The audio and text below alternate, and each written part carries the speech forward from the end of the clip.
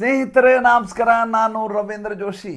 ಇದು ಬದಲಾವಣೆಯ ಪರ್ವವೋ ಅಥವಾ ಬಂಡಾಯದ ಪರ್ವವೋ ನಿಜಕ್ಕೂ ನನಗೆ ಭಾಳ ದೊಡ್ಡ ಮಟ್ಟದ ಗೊಂದಲವನ್ನು ಮೂಡಿಸಿರುವಂಥ ಸಂಗತಿ. ನೋಡಿ, ಒಂದೊಂದು ಸಲ ಯಾವ ರೀತಿಯ ಬದಲಾವಣೆ ಶುರುವಾಗ್ಬಿಡುತ್ತೆ ಅಂದರೆ ಅಥವಾ ಬಂಡಾಯ ಶುರುವಾಗ್ಬಿಡುತ್ತೆ ಅಂದರೆ, ಒಂದು ಪಕ್ಷದಲ್ಲಿ ಶುರುವಾದಂಥ ಸಣ್ಣ ಮಟ್ಟದ ಧ್ವನಿ ಹೇಗೆ ಅದು ಪ್ರತಿಧ್ವನಿಸ್ತಾ ಬೇರೆ ಬೇರೆ ಪಕ್ಷಗಳಿಗೆ ಸಾಂಕ್ರಾಮಿಕವಾಗಿ ಹೋಗುತ್ತೆ ಅನ್ನೋದಕ್ಕೆ ಈಗ ನಡೀತಾ ಇರುವಂಥ ಬೆಳವಣಿಗೆಗಳು ಸಾಕ್ಷಿ ಆಗ್ತವೆ. ನಿನ್ನೆ ಒಂದು ಭಾಳ ದೊಡ್ಡ ಮಟ್ಟದ ಬೆಳವಣಿಗೆ ಆಗಿದೆ. ಏನಪ್ಪ ಅಂತಂದರೆ, ಈ ಉದ್ಧವ್ ಠಾಕ್ರೆ ಅವರ ಶಿವಸೇನೆ ಇದೆಯಲ್ಲ, ಅದಕ್ಕೆ UBT ಅಂತ ಕರೀತಾರೆ. ಉದ್ಧವ್ ಭಾವು ಠಾಕ್ರೆ ಶಿವಸೇನಾ ಅಂತ, UBT ಶಿವಸೇನಾ ಅಂತ ಕರೀತಾರೆ. ಅಲ್ಲಿ 9 ಜನ ಸಂಸತ್ ಸದಸ್ಯರಿದ್ದಾರೆ. ಆ 9 ಜನರಲ್ಲಿ 7 ಜನ ಶಿವಸೇನೆಯನ್ನು ತೊರೆದು ಏಕನಾಥ್ ಶಿಂದೆಯ ಬಣಕ್ಕೆ ಬರಲಿಕ್ಕೆ ನಿನ್ನೆ ಮಾತುಕತೆಯನ್ನು ನಡೆಸಿದ್ದಾರೆ. ಇದು ರಹಸ್ಯವಾಗಿ ಉಳಿದಿಲ್ಲ, ಕದ್ದು ಮುಚ್ಚಿ ಮಾಡ್ತಾ ಇಲ್ಲ, ಬಹಿರಂಗವಾಗಿ ಈ ರೀತಿಯಾದಂಥ ಒಂದು ಕಡೆಯಿಂದ ಇನ್ನೊಂದು ಕಡೆ ವಲಸೆ ಹೋಗುವ ಪ್ರಕ್ರಿಯೆ ನಡೀತಾ ಇದೆ. 9 ಜನರಲ್ಲಿ 7 ಜನ ಹೋಗ್ತಾರೆ ಅಂದರೆ 2/3 ಮೆಜಾರಿಟಿಯ ಪ್ರಶ್ನೆಯೇ ಬರೋದಿಲ್ಲ. ಸಂಪೂರ್ಣವಾಗಿ ಪಕ್ಷಕ್ಕೆ ಪಕ್ಷವೇ ಹೋಗ್ತಾ ಇದೆ ಅನ್ನುವ ರೀತಿಯಲ್ಲಿ ಕಾಣ್ತಾ ಇದೆ. ಇನ್ನೊಂದು ಬೆಳವಣಿಗೆ ಆಗಿದೆ. ಅದೇನಪ್ಪ ಅಂತಂದರೆ, 39 ಸದಸ್ಯರಿರುವಂಥ ಸಮಾಜವಾದಿ ಪಾರ್ಟಿ, ಉತ್ತರ ಪ್ರದೇಶದ ಅಖಿಲೇಶ್ ಯಾದವ್ ಅವರ ಬಣದ ಏನು ಸಂಸತ್ ಸದಸ್ಯರಿದ್ದಾರೆ, ಅದರಲ್ಲಿ 25 ಜನ ಮಾಯಾವತಿಯವರ ಪಕ್ಷಕ್ಕೆ ವಲಸೆ ಹೋಗುವ ಮಾತುಕತೆ ನಡೀತಾ ಇದೆ. ಭಾರತೀಯ ಜನತಾ ಪಾರ್ಟಿಗೆ ನೀವು ಬರಲಿಕ್ಕಾಗೋದಿಲ್ಲ, ನೀವು ಯಾದವರು, ನೀವು ಪ್ರತ್ಯೇಕವಾಗಿ ನಿಮ್ಮ ಐಡೆಂಟಿಟಿಯನ್ನು ಮಾಡ್ಕೋಬೇಕು ಅಂತಂದರೆ ನೀವು ಮಾಯಾವತಿಯನ್ನು ಸಂಪರ್ಕ ಮಾಡಬಹುದು ಅಂತ ರಾಜಕೀಯ ಚಾಣಕ್ಯ ಅಮಿತ್ ಶಾ ಅವರು ಹೇಳಿದರಂತೆ. ಹೀಗಾಗಿ ಆ 25 ಜನ ಸಂಸತ್ ಸದಸ್ಯರು ನೇರವಾಗಿ ಮಾಯಾವತಿಯವರ ಸಂಪರ್ಕದಲ್ಲಿದ್ದಾರೆ. ಈ ಬಾರಿಯ ಚುನಾವಣೆಯ ಸಂದರ್ಭದಲ್ಲಿ, ಮುಂದೆ ಜನವರಿ ಫೆಬ್ರವರಿಯಲ್ಲಿ ಉತ್ತರ ಪ್ರದೇಶದಲ್ಲಿ ನಡೀತಾ ಇರುವಂಥ ಚುನಾವಣೆಯ ಸಂದರ್ಭದಲ್ಲಿ, ವಿಧಾನಸಭಾ ಚುನಾವಣೆಯ ಸಂದರ್ಭದಲ್ಲಿ ಮಾಯಾವತಿಯವರು ಭಾಳ ಪ್ರಮುಖವಾದಂಥ ಪಾತ್ರವನ್ನು ವಹಿಸುವ ಸಾಧ್ಯತೆ ಇದೆ.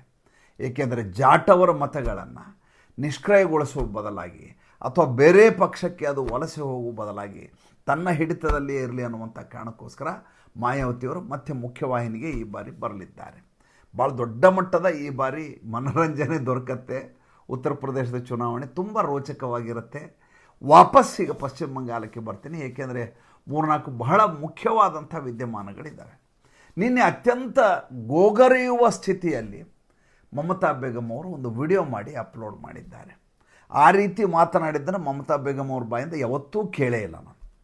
ದೀನ ಸ್ವರದಲ್ಲಿ, ಕ್ಷೀಣ ಸ್ವರದಲ್ಲಿ, ಎಲ್ಲವನ್ನೂ ಕಳೆದುಕೊಂಡು ಅನಾಥರಾದಂಥ ಅಸಹಾಯಕ ಸ್ಥಿತಿಯಲ್ಲಿ ಒಬ್ಬ ಲೀಡರ್ ಮಾತಾಡಿದರೆ ಹೇಗಿರುತ್ತೋ ಆ ರೀತಿಯಾದ ಆಕೆ ಮಾತುಕತೆ ಇತ್ತು.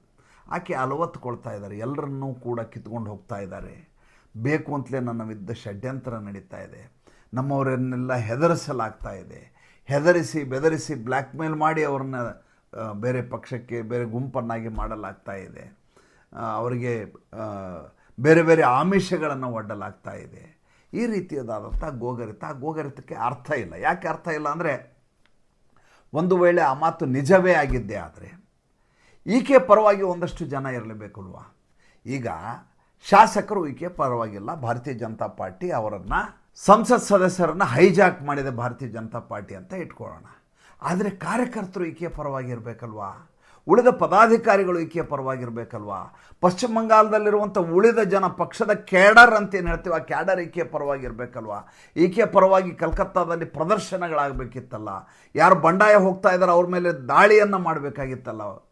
ನಿಜವಾದ ಈಕೆಯ ಫಾಲೋಯರ್ಗಳು ಬೇರೆ ಬೇರೆ ಭಾಗದಿಂದ ಪಶ್ಚಿಮ ಬಂಗಾಳದ ಬೇರೆ ಬೇರೆ ಭಾಗಗಳಿಂದ ಬಂದು ಕಲ್ಕತ್ತಾದಲ್ಲಿ ಯಾರು ಈ ರೀತಿ ವಲಸೆ ಹೋಗ್ತಾ ಇದ್ದಾರೋ ಅವ್ರ ಮನೆ ಮುಂದುಗಡೆ ಪ್ರತಿಭಟನೆ ಮಾಡ್ಬೋದಿತ್ತಲ್ಲ, ದಸ್ತೆದಾರರ ವಿರುದ್ಧವಾಗಿ ಘೋಷಣೆಗಳನ್ನು ಕೂಗಬಹುದಿತ್ತಲ್ವ, ಋತುಬ್ರತ ಬ್ಯಾನರ್ಜಿ ವಿರುದ್ಧವಾಗಿ ದೊಡ್ಡದಾದಂಥ ಹರತಾಳ ಮುಷ್ಕರ ನಡಿಬೇಕಾಗಿತ್ತಲ್ವ. ಒಬ್ಬನೇ ಒಬ್ಬ ಕಾರ್ಯಕರ್ತ, ಒಬ್ಬ ಪದಾಧಿಕಾರಿ, ಒಬ್ಬ ಈಕೆಯ ಫಾಲೋಯರು, ಒಬ್ಬನೇ ಒಬ್ಬ ಧ್ವನಿಯನ್ನೆತ್ತಿದ್ದನ್ನು ನನಗೆ ನೀವು ತೋರಿಸಿ, ಎಲ್ಲಿಯೂ ನಿಮಗೆ ಸಿಗಲಿಕ್ಕೆ ಸಾಧ್ಯವೇ ಇಲ್ಲ.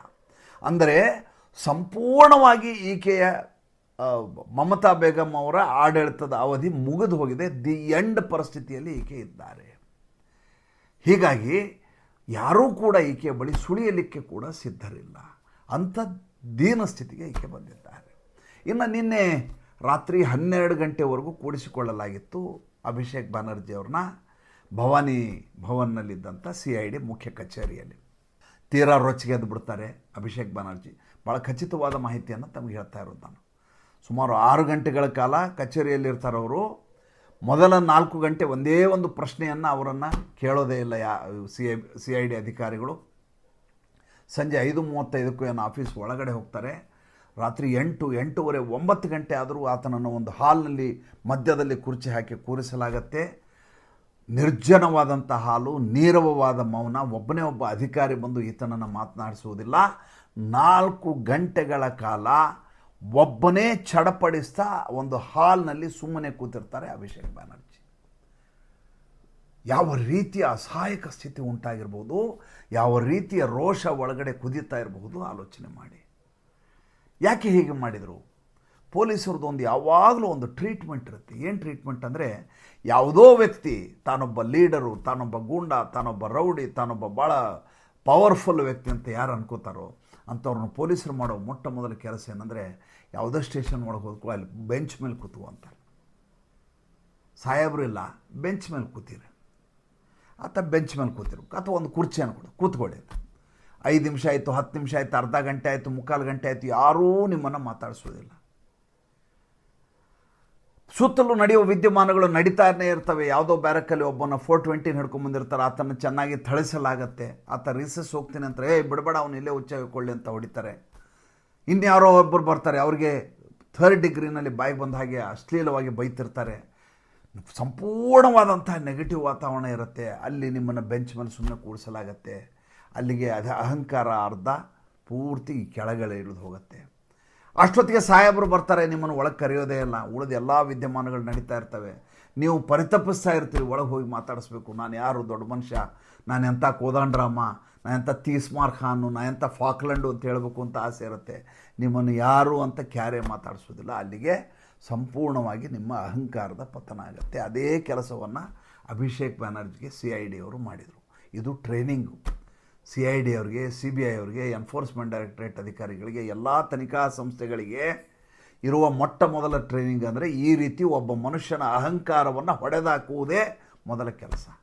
ಅದಾದ ಮೇಲೆ ಅಧಿಕಾರಿಗಳು ರಾತ್ರಿ 10 ಗಂಟೆ ಮೇಲೆ ಈತನ ಹತ್ರ ಬರ್ತಾರೆ. ಒಂದು ಕಪ್ಪು ಟೀ ಕೇಳೋದಿಲ್ಲ, ನೀರು ಕುಡಿತೀಯ ಅಂತ ಕೇಳೋದಿಲ್ಲ.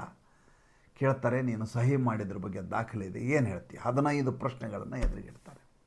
ಆತ ಕಿರುಚಾಡಲಿಕ್ಕೆ ಶುರು ಮಾಡ್ತಾನೆ. ನನ್ನ ವಿರುದ್ಧ ರಾಜಕೀಯ ಷಡ್ಯಂತ್ರ ನಡೀತಾ ಇದೆ, ಸೇಡಿನ ರಾಜಕೀಯ ಇದು. ಆ MLAಗಳು ಒಪ್ಪಿದ್ದಕ್ಕೆ ನಾವು ಲೆಟ್ರ್ ಕೊಟ್ಟದ್ದು ರಾಜ್ಯಪಾಲರು RN ರವಿ ಅವರಿಗೆ. ನಮಗೇನೋದ್ರ ಬಗ್ಗೆ ಆಸಕ್ತಿ ಇರಲಿಲ್ಲ, ಅವ್ರು ಹೇಳಿದ್ದಕ್ಕೆ ಮಾಡಿದ್ದು. ಏನು ಬಾಯಿಗೆ ಬಂದ ಹಾಗೆ ಮಾತಾಡ್ತಾನೆ. CID ಅಧಿಕಾರಿಗಳು ಸ್ವಲ್ಪವೂ ಕೂಡ ಉದ್ವೇಗಕ್ಕೆ ಒಳಗಾಗಲಾರದೆ, ಸಮಚಿತ್ತವನ್ನು ಕಳೆದುಕೊಳ್ಳಲಾರದೆ ತಮ್ಮ ಪ್ರಶ್ನೆಗೆ ಉತ್ತರಗಳನ್ನು ಒಂದೊಂದಾಗಿ ಕೇಳಲಿಕ್ಕೆ ಶುರು ಮಾಡ್ತಾರೆ. ಆತ ಎಷ್ಟೋ ಪ್ರಶ್ನೆಗಳಿಗೆ ಉತ್ತರವನ್ನೇ ಹೇಳೋದಿಲ್ಲ ಅಂತಾನೆ, ಕಿರ್ಚಾಡ್ತಾನೆ. ಪೇಪರು ಪೆನ್ನು ಕೊಡ್ತಾರೆ, ಬರೀ ಇದನ್ನು ಅಂತ. ನೀನು ಏನು ತಿಳಿಯುತ್ತೆ ಬರೀ ಅಂತಾರೆ. ಕ್ಯಾಮ್ರಾ ಇರುತ್ತೆ ಎದುರುಗಡೆ. ಎಲ್ಲ ಆಗೋ ಹೊತ್ತಿಗೆ ರಾತ್ರಿ 11:45 ಆಗಿರುತ್ತೆ. ನರಕ ಅಂದರೆ ಏನು ಅನ್ನುವುದನ್ನು ಕಣ್ಣಾರೆ ಅಭಿಷೇಕ್ ಬ್ಯಾನರ್ಜಿ ಅಲ್ಲಿ ನೋಡಿಬಿಡ್ತಾನೆ. ಒಂದೇ ಒಂದು ಏಟು ಬೀಳೋದಿಲ್ಲ, ಒಂದು ಕಪಾಳಕ್ಕೆ ಹೊಡೆಯೋದಿಲ್ಲ, 3rd ಡಿಗ್ರಿ ಏರೋಪ್ಲೇನ್ ಹತ್ಸೋದಿಲ್ಲ. ಆದರೆ ಮಾನಸಿಕವಾಗಿ ಆತನನ್ನು ಧ್ವಂಸಗೊಳಿಸಿ ಬಿಡ್ತಾರೆ. ಬರುವಾಗ ಹೇಳ್ತಾರೆ, ಸಂಡೇ ಬೆಳಗ್ಗೆ 11 ಗಂಟೆಗೆ ಇದೇ ಕಚೇರಿಗೆ ನೀನು ಬರಬೇಕು. ಬರುವಾಗ ಒರಿಜಿನಲ್ ಸಿಗ್ನೇಚರ್ ಇರುವಂಥ ನಿಮ್ಮ ಗೊತ್ತುವಳಿ ಇದೆಯಲ್ಲ, ಅದರ ಪ್ರತಿಯನ್ನು ತರಲೇಬೇಕು. ಈತ ಬಸ್ ಬಳಿದು ಹೊರಗಡೆ ಬರ್ತಾನೆ. ಗಾಡಿ ಇರುತ್ತೆ, ಹತ್ಕೊಂಡು ವಾಪಸ್ ಮನೆಗೆ ಹೋಗ್ತಾನೆ. ನೋಡಿದರೆ ನಿನ್ನೆ ಮತ್ತೆ CID ಅಧಿಕಾರಿಗಳು ಮನೆ ಮುಂದೆ ಬಂದಿದ್ದಾರೆ. ಈತ ಮನೆಯಲ್ಲಿರೋದಿಲ್ಲ, ಹೋಗಿ ಕಾಳಿಘಾಟ್ನಲ್ಲಿರುವಂಥ ಮಮತಾ ಬೇಗಂ ಅವ್ರ ಮನೆಯಲ್ಲಿ ಕೂತಿರ್ತಾನೆ. ಹೋಗಿ ಅಲ್ಲಿ ಲೀಗಲ್ ಅಡ್ವೈಸರ್ಗಳೆಲ್ಲ ಕೂತು ಮಾತುಕತೆಯನ್ನು ನಡೆಸ್ತಾ ಇರ್ತಾರೆ. ಮನೆಗೆ CID ಅವರು ಬಂದಿದ್ದಾರೆ ಅಂದ ತಕ್ಷಣ ಈತ ಗಾಬರಿಯಾಗಿ ಬರ್ತಾನೆ. ನಿನ್ನೆ ತಾನೇ ಹೋಗಿ ಬಂದಿದ್ದೀನಿ, ಮತ್ತೆ ಯಾಕೆ ಬಂದರು ಇವರು? ಯಾಕೆ ಬಂದರು ಅಂದರೆ, ಜೂನ್ 16ನೇ ತಾರೀಕಿರುವಂಥ ಮೊಕದ್ದಮೆಗೆ ಸಂಬಂಧಪಟ್ಟ ಹಾಗೆ ನಿನಗೆ ನೋಟಿಸನ್ನು ಸರ್ವ್ ಮಾಡಲಿಕ್ಕೆ ಬಂದಿದ್ದಾರೆ. ಪ್ರಕರಣ ಏನು? ವಿಧಾನಸಭಾ ಕ್ಷೇತ್ರದಲ್ಲಿ, ವಿಧಾನನಗರದ ಹೆಸರು, ಪೊಲೀಸ್ ಸ್ಟೇಷನ್ ಲಿಮಿಟ್ನಲ್ಲಿ ನೀನು ಈ ದೇಶದ ಗೃಹ ಸಚಿವರ ವಿರುದ್ಧ ಆಡಿದಂಥ ಮಾತುಗಳು ಒಂದು. ಎರಡನೇದ್ದು, ಹಿಂದೂಗಳ ಹೆಣ್ಣುಮಕ್ಕಳನ್ನು ಒಬ್ಬರನ್ನೂ ನಾವು ಚುನಾವಣೆ ಆದಮೇಲೆ ಬಿಡೋದಿಲ್ಲ, ಒಬ್ಬೊಬ್ಬರ ಮೇಲೆ ಸಾಮೂಹಿಕವಾಗಿ ಅತ್ಯಾಚಾರ ಮಾಡಲಾಗತ್ತೆ ಅಂತ ಹೇಳಿಕೆ ಕೊಟ್ಟಿದ್ದಾಯಿತು. ಜೇಬಲ್ ಕೈ ಹಾಕ್ಕೊಂಡು. ಈ ಕೇಸು ಸೈಬರ್ ಕ್ರೈಮ್ ಪೊಲೀಸ್ ಸ್ಟೇಷನ್ನಲ್ಲಿ ಇದ್ದಂಥದ್ದು. CID ಅವರು ಯಾಕೆ ಮನೆ ಹತ್ತಿರ ಬಂದರು? CID ಅವರು ಯಾಕೆ ಮನೆ ಹತ್ತಿರ ಬಂದರು ಅಂದರೆ, ಪೊಲೀಸರು ಈ ಪ್ರಕರಣವನ್ನು CIDಗೆ ವಹಿಸಿಕೊಟ್ಟಿದ್ದಾರೆ. CID ಅವರು ಇದರ ಕುರಿತಾಗಿ ಇನ್ನು ಮುಂದೆ ವಿಚಾರಣೆಯನ್ನು ನಡೆಸ್ತಾರೆ. ಏಕೆಂದರೆ ಮಾಡಿದ ಆರೋಪ ಗುರುತರವಾದ ಆರೋಪ, ಮಾಡಿದ ಆರೋಪ ಈ ದೇಶದ ಗೃಹ ಸಚಿವರ ವಿರುದ್ಧ ಮಾಡಿದ ಆರೋಪ. ಅದಕ್ಕೆ ಬೇಕಾದಂಥ ಫುಟೇಜ್ ಇದೆ, ಅದಕ್ಕೆ ಬೇಕಾದಂಥ ಸಾಕ್ಷ್ಯಾಧಾರಗಳಿದ್ದಾವೆ. ಜೊತೆಗೆ ಸಾಮೂಹಿಕವಾಗಿ ಅತ್ಯಾಚಾರ ಮಾಡ್ತೀನಿ ನಮ್ಮ ಕಾರ್ಯಕರ್ತರ ಜೊತೆ ಅಂತ ಹೇಳಿದಂಥ ಹೇಳಿಕೆ ಕೂಡ ಇದೆ. ಅದ್ರ ಕುರಿತಾಗಿ ವಿಚಾರಣೆ ನಡೀಬೇಕು. ಅಭಿಷೇಕ್ ಬ್ಯಾನರ್ಜಿಯ ಸ್ಥಿತಿ ಹೇಗಾಗಿಬಿಟ್ಟಿದೆ ಅಂತಂದರೆ, ನಾನು ಇದರಿಂದ ಹೊರಗಡೆ ಬರೋದು ಹೇಗೆ ಅನ್ನೋದರ ಬಗ್ಗೆ ಭಾಳ ದೊಡ್ಡದಾದಂಥ ಗೊಂದಲ, ಆತಂಕ ಆತನನ್ನು ಕಾಡ್ತಾ ಇದೆ. ನಿನ್ನೆ ನಾನು ಈ ಪುಷ್ಪಾ ಜಹಾಂಗೀರ್ ಖಾನ್ ನಡ್ಕೊಂಡು ಹೋಗ್ತಾ ಇರೋದು, ಹಾಫ್ ಪ್ಯಾಂಟು ಟಿ ಶರ್ಟ್ ಮೇಲೆ ಹೋಗ್ತಾ ಇರೋದು ಒಂದು ವಿಡಿಯೋ ಹಾಕಿದ್ದೆ. ಅದಕ್ಕೆ ಕೆಳಗಡೆ ಕಮೆಂಟ್ ಹಾಕಿದರೆ, ಈತನನ್ನು ಬಟ್ಟೆ ಬಿಚ್ಚಿಸಿ ಮೆರವಣಿಗೆ ಮಾಡಬೇಕಾಗಿತ್ತು, ಬೆತ್ತಲೆ ಮೆರವಣಿಗೆ ಮಾಡಿಸ್ಬೇಕಾಗಿತ್ತು, ಈತನ ಹಗ್ಗಕ್ಕೆ ಸೊಂಟಕ್ಕೆ ಹಗ್ಗವನ್ನು ಕಟ್ಟಿ ಎಳ್ಕೊಂಡು ಹೋಗಬೇಕಾಗಿತ್ತು ಅಂತ ಯಾರೋ ಕಮೆಂಟ್ ಹಾಕಿದರು. ಸ್ವಾಭಾವಿಕ ಈತ ರೋಷ ನಮ್ಮಲ್ಲಿರೋದು ಸ್ವಾಭಾವಿಕ. ಯಾಕೆಂದರೆ ನಾವೆಲ್ಲ ಹತಾಶ ಅಸಹಾಯಕ ಸ್ಥಿತಿಯಲ್ಲಿರ್ತೀವಿ. ಇಂಥ ರೌಡಿಗಳು ಮಾಡುವಂಥ ರೌದ್ರಾವತಾರವನ್ನು ನೋಡಿಕೊಂಡು ಏನೂ ಮಾಡಲಿಕ್ಕಾಗೋದಿಲ್ಲ. ಅದಕ್ಕೆ ಈ ರೀತಿಯಾದ ಶಬ್ದಗಳು ಬರ್ತವೆ. ಈಗ ಅದಕ್ಕೆ ಕಾಂಪೆನ್ಸೇಟ್ರಿಯಾಗಿ, ಸಮಾಧಾನಕರ ಬಹುಮಾನವಾಗಿ ಈತ ಕೈ ಮುಕ್ಕೊಂಡು ರಸ್ತೆಯಲ್ಲಿ ಹೋಗ್ತಾ ಇರೋ ವಿಡಿಯೋವನ್ನು ಹಾಕಿದ್ದೀನಿ, ದಯವಿಟ್ಟು ನೀವು ನೋಡಿ.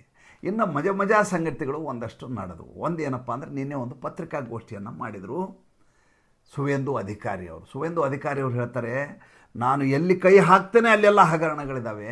ಈಗ ನನ್ನ ಕೈಗೆ ಇನ್ನೊಂದು ಹಗರಣ ಸಿಕ್ಕಾಕೊಂಡಿದೆ. ಮಮತಾ ಬೇಗಂ ಅವರು ಮಾಡಿದ್ದು 630 ಕೋಟಿ ರೂಪಾಯಿಗಳನ್ನು ಮಮತಾ ಬೇಗಂ ಅವರ ಸರ್ಕಾರ ಇವೆಂಟ್ ಮ್ಯಾನೇಜ್ಮೆಂಟ್ ಕಂಪನಿಗೆ ಕೊಟ್ಟಿದೆ.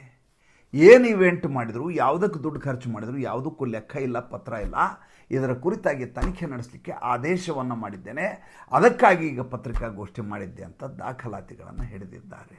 ಇದರ ಮಧ್ಯೆ ಕೋಲ್ ಸ್ಕ್ಯಾಮ್ ಇದೆ, ತಮಗೆ ಗೊತ್ತು. ಇದರ ಹಿಂದೆ ಚಿಟ್ ಫಂಡ್ ಸ್ಕ್ಯಾಮ್ ಇದೆ, ನಿಮ್ಗೆ ಗೊತ್ತು. ಶಿಕ್ಷಕರ ಭರ್ತಿ ಕೇಸ್ಗಳಿದೆ, ಗೊತ್ತು. ಪ್ರತಿಯೊಂದು ಪ್ರಕರಣದ ಹಿಂದೆ ಅಭಿಷೇಕ್ ಬ್ಯಾನರ್ಜಿ, ಮಮತಾ ಬೇಗಂ ಅವರ ಹೆಸರುಗಳಿದ್ದಾವೆ. ಭಾಳ ವಿಚಿತ್ರವಾದ ಘಟನೆಗಳು ನಡೆದವು. ನಿನ್ನೆ ಒಬ್ಬನನ್ನು ಕರ್ಕೊಂಡು ಹೋಗ್ಲಾಗ್ತಾ ಇತ್ತು. ಆತನ ಹೆಸರು ಸುಜಿತ್ ಬೋಸ್ ಅಂತ, ex-MLA ಇತ್ತು. ಅಟ್ಟಿಸಿಕೊಂಡು ಹೋಗಿ ಪೊಲೀಸರ ಎದುರಿಗೆ ಹೊಡಿತಾ ಇದ್ದಾರೆ. ಇನ್ನೊಬ್ಬ ಮಾಹಿತಿ ಕೊಡ್ತಾ ಇದ್ದಾನೆ ಮಾಧ್ಯಮದವರಿಗೆ. ಆತನಿಗೆ ರಪ್ ಅಂತ ಒಂದು ಎಗ್ ಬಂದ್ಬಿಡುತ್ತೆ, ಮುಖ ತುಂಬ ನೀರು ಇಳಿತಾ ಇದೆ. ವಿಡಿಯೋಗಳನ್ನು ನೋಡಿ.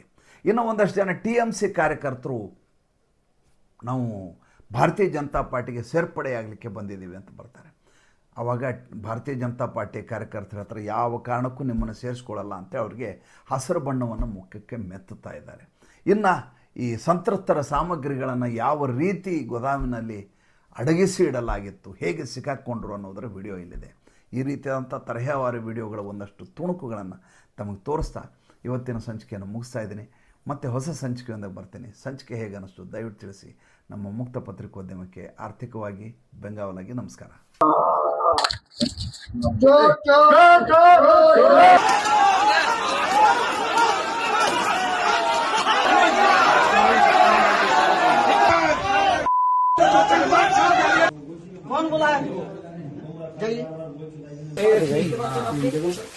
ঘরে ঘরে যাওয়ার কথা